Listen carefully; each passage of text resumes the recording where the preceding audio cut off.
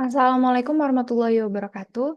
Perkenalkan nama saya Yulia Akananta dengan NIM 0904062171 yang akan menjelaskan tafsir Quran Surat Al-Baqarah ayat 127 hingga 134.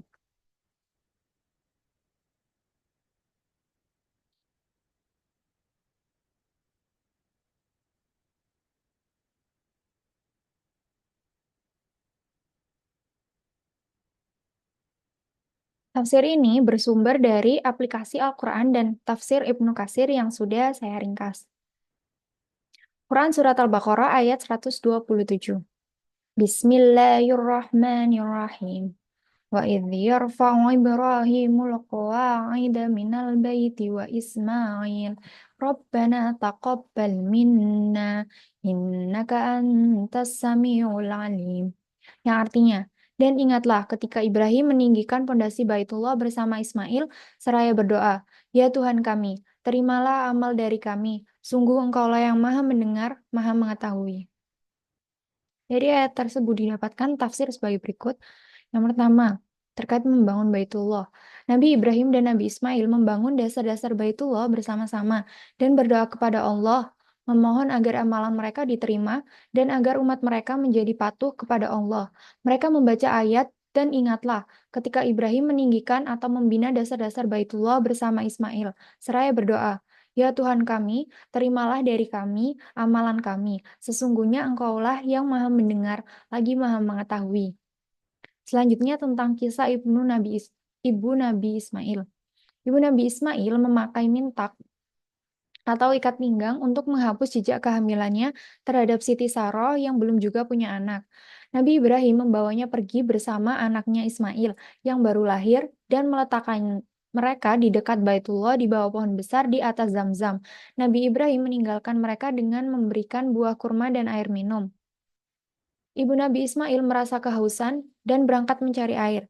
Ia berdiri di Bukit Safa, lalu Marwah, dan melakukan sa'i 7 kali. Di puncak Bukit Marwah, ia mendengar suara dan menemukan malaikat di sumur Zam-Zam. Malaikat itu menggali tanah dengan kakinya atau sayapnya hingga muncul air.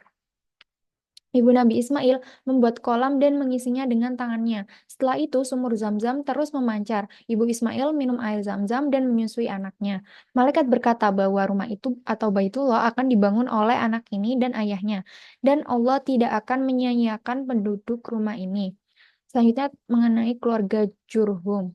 Rombongan orang dari kabilah Jurhum datang ke Mekah dan menemukan air di sumur Zam-Zam. Mereka tinggal di Mekah dan mengirim utusannya kepada keluarga mereka. Setelah itu, Ismail dewasa dan kawin dengan seorang wanita dari kalangan mereka. Ibu Ismail wafat setelah itu. Nabi Ibrahim datang menjenguk keluarga yang ditinggalkannya.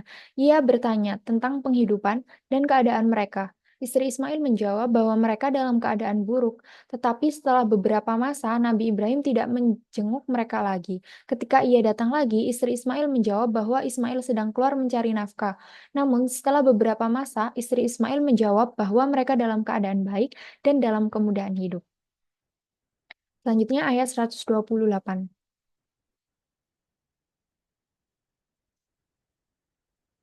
Bismillahirrahmanirrahim. Rabbana Rabbana waj'alna muslimaini laka wa min dzurriyyatina ummatan muslimah min dzurriyyatina ummatan muslimatan laka wa arina manasikana wa tub alaina innaka antat tawwabur rahim.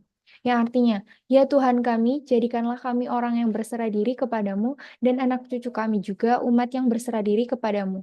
Dan tunjukkanlah kepada kami cara-cara melakukan ibadah haji kami dan terimalah tobat kami. Sungguh Engkaulah yang maha penerima taubat, maha penyayang.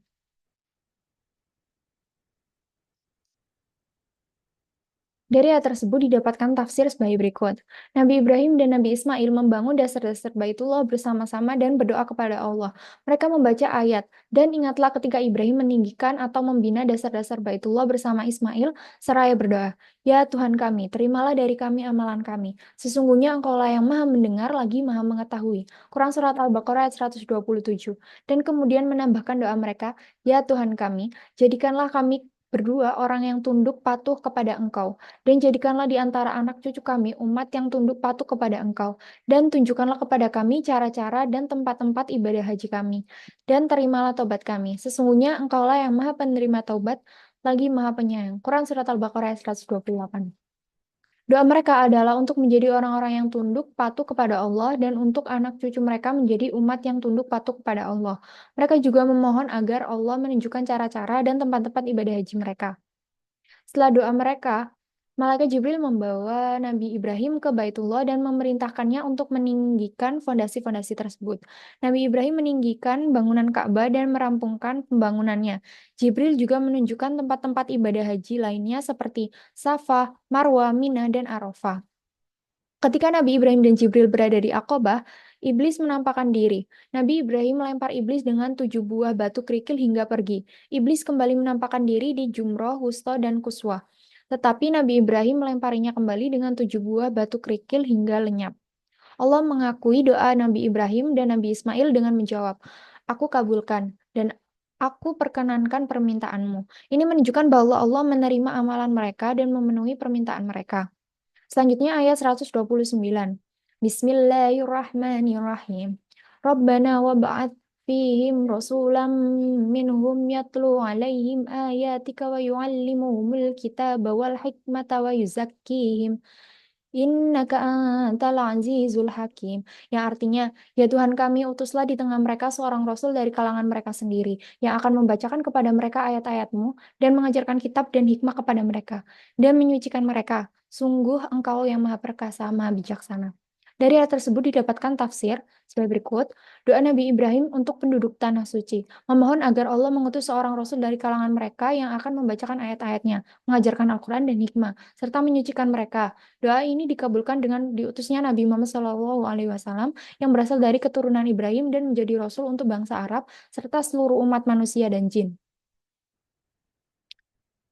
Jawaban Nabi Muhammad SAW adalah jawaban atas doa Nabi Ibrahim dan kabar gembira yang disampaikan Nabi Isa. Dalam hadis Rasulullah menyebutkan bahwa beliau adalah penutup para nabi yang sudah ditakdirkan sejak Nabi Adam masih berupa tanah liat. Ayat ini menegaskan bahwa tugas Rasul adalah membimbing umat melalui ajaran Al-Quran dan Sunnah, serta menyucikan jiwa mereka agar taat kepada Allah. Allah Maha Perkasa dan Maha Bijaksana dalam segala ketetapannya. Selanjutnya ayat 130. Bismillahirrahmanirrahim. Wa may yarghabu an millati Ibrahim illa ma safiha nafsah wa laqad istafainahu fid dunya wa innahu fil akhirati laminas salihin. Yang artinya, dan orang yang membenci agama Ibrahim hanyalah orang yang memperbodoh dirinya sendiri, dan sungguh kami telah memilihnya atau Ibrahim di dunia ini, dan sesungguhnya di akhirat dia termasuk orang-orang yang saleh. Dari ayat tersebut didapatkan tafsir sanggahan Allah terhadap orang-orang kafir yang berbuat syirik dan bertentangan dengan agama Nabi Ibrahim.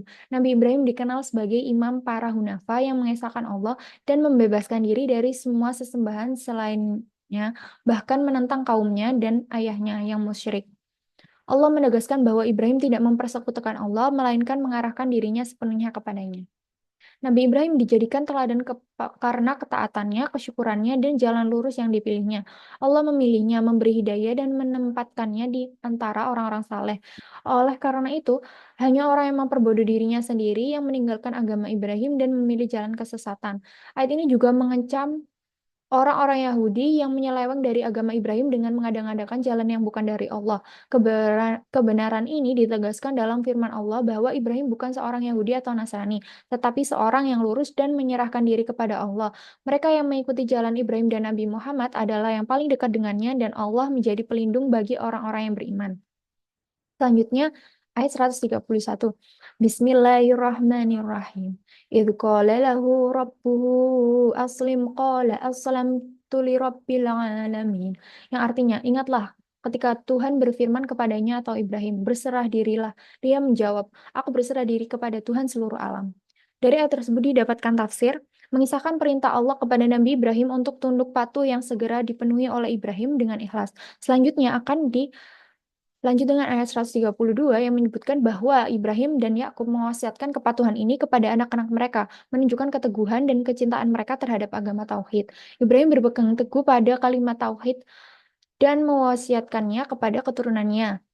Hingga sebelum wafat, Nabi Yakub yang disebut bersama anak-anak Ibrahim hadir pada masa Nabi Ibrahim dan merupakan bagian dari keturunannya yang mewarisi agama tauhid. Pandangan bahwa Yakub lahir setelah Ibrahim wafat tidak didukung bukti yang sahih. Ayat lain menunjukkan bahwa Yakub telah ada saat Ibrahim masih hidup dan Nabi Ibrahim bahkan membangun Baitul Maqdis sebelum Nabi Sulaiman merenovasinya. Wasiat Yakub kepada anak-anaknya yang akan dibahas pada ayat selanjutnya menegaskan bahwa Yakub adalah pemberi wasiat, bukan penerima, mendukung pembacaan yang tepat sebagai Yakubu. Selanjutnya ayat 132. Bismillahirrahmanirrahim. ووصى بها إبراهيم بنيه ويعقوب يا بني إن الله اصطفى لكم الدين فلا تموتن إلا وأنتم مسلمون, yang artinya, dan Ibrahim mewasiatkan ucapan itu kepada anak-anaknya, demikian pula Yakub, wahai anak-anakku, sesungguhnya Allah telah memilih agama ini untukmu, maka janganlah kamu mati kecuali dalam keadaan muslim. Dari ayat tersebut didapatkan tafsir sebagai berikut. Allah mengingatkan anak-anak Nabi Ibrahim dan Yakub untuk berpegang teguh pada agama Islam dan tidak wafat kecuali dalam keadaan memeluk agama ini. Artinya mereka diminta untuk hidup dengan kebaikan dan keteguhan, teguh beriman agar dapat meninggal dalam keadaan saleh, karena manusia biasanya wafat sesuai dengan agama yang dijalaninya dan akan dibangkitkan berdasarkan amalnya. Allah menuntun orang yang berniat baik dan memudahkan jalannya menuju kebaikan. Hadis yang menyatakan bahwa seseorang bisa beramal seperti ahli surga, tetapi kemudian berakhir di neraka, dan sebaliknya. Tidak bertentangan dengan prinsip ini karena amal tersebut hanya tampak baik di mata manusia, sedangkan Allah melihat niat dan ketulusan sebenarnya. Ayat lain dalam surat Al-Lail ayat 5-10 mempertegas bahwa Allah memudahkan jalan bagi orang yang beramal baik dan bertakwa. Sementara bagi yang bahil dan mendustakan pahala, Allah mempersulit jalan hidupnya. Selanjutnya ayat 133. Bismillahirrahmanirrahim. Am kuntum syuhada'a idh hadara Ya'qubal mautu idh qala li banihi ma ta'buduna min ba'di qalu na'budu ilahaka wa ilaha abaika Ibrahim wa Ismail wa Ishaq ilaha wahida wa nahnu lahu muslimun, yang artinya, apakah kamu menjadi saksi saat maut akan menjemput Yakub? Ketika dia berkata kepada anak-anaknya, apa yang kamu sembah sepeninggalku? Mereka menjawab, kami akan menyembah Tuhanmu dan Tuhan nenek moyangmu, yaitu Ibrahim, Ismail, dan Ishak, yaitu Tuhan yang Maha Esa, dan kami hanya berserah diri kepadanya. Dari ayat tersebut didapatkan tafsir sebagai berikut. Membantah kaum musyrik Arab dan orang-orang kafir dari kalangan Bani Israel atau keturunan Yakub dengan menunjukkan bahwa Yakub berwasiat kepada anak-anaknya agar menyembah Allah semata. Saat menjelang kematiannya, Yakub bertanya kepada anak-anaknya tentang apa yang akan mereka sembah setelahnya. Mereka menjawab akan menyembah Tuhan yang disembah oleh Yakub, nenek moyang mereka, Ibrahim, Ismail, dan Ishak. Penyebutan Ismail sebagai ayah dalam ayat ini adalah bentuk penghormatan. Meskipun ia adalah paman Yakub, ayat ini juga dijadikan dasar dalam pembahasan hukum warisan, khususnya mengenai kedudukan kakek sebagai pengganti ayah.